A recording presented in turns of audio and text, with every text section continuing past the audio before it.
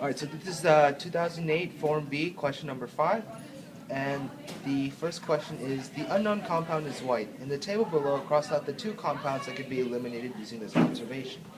Okay, so in this one we're looking for an unknown compound. They give us a list of compounds that are possibly it, and they give us clues to figure out how to narrow it down to the right one. So we just have one chart here. You'll have a different chart under every question. So when you're doing a question like this, make sure that you cross out the ones you've already crossed out every time so you don't get confused. So first, the compound is white. Immediately we can take out these two, the copper sulfate hydrate 5H2O and the nickel nitrate.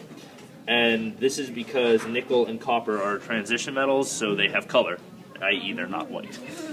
Okay, so when the unknown compound is added to water, it dissolves readily. In the table below, cross out the two compounds that can be eliminated using this test. Okay, so now we can cross out another two.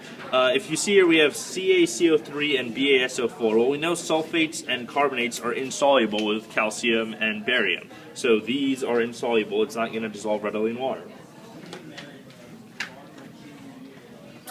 Okay, so in part C it says, when AgNO3 is added to an aqueous solution of an unknown compound, a white precipitate forms.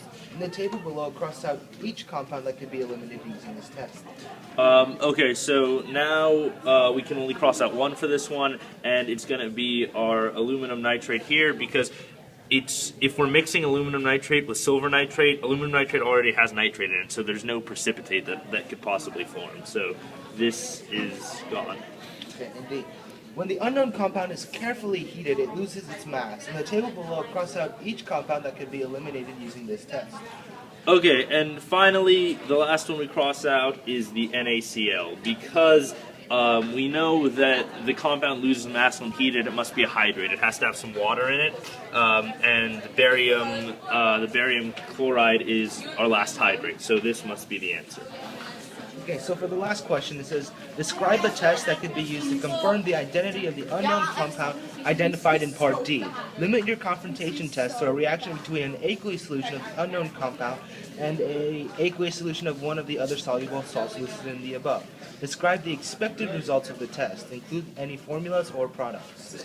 Okay, so the important part for this question is to remember we can only use these compounds here, and we need to confirm the identity of this. So we're going to want to make a precipitate.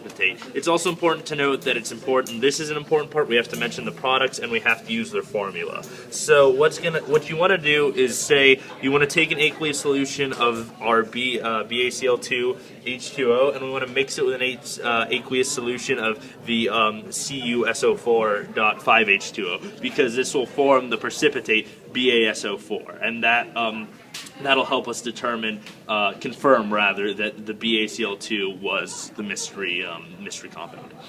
All right, thank you.